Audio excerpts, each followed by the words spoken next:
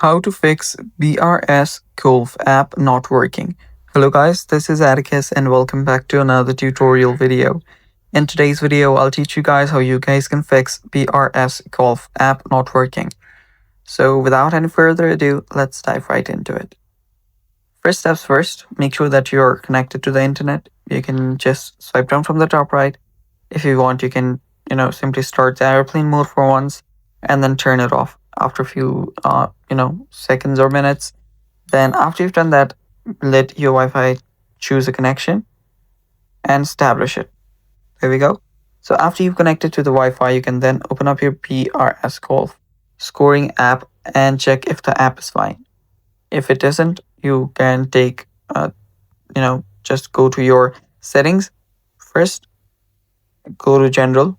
On a general, head over to iPhone storage and search for BRS. There we go. Open that up and simply tap on offload app. Then reinstall it and you're good to go. And yeah, that's basically how you fix the app. If that does not fix the issue, just go to your app store, search for BRS Golf. So let me search BRS Golf. And after doing that, there you should find the app. Tap on update if there is an update button available. And yeah, that's basically how you fix the issue. Thanks for watching. Stay tuned for more and bye-bye.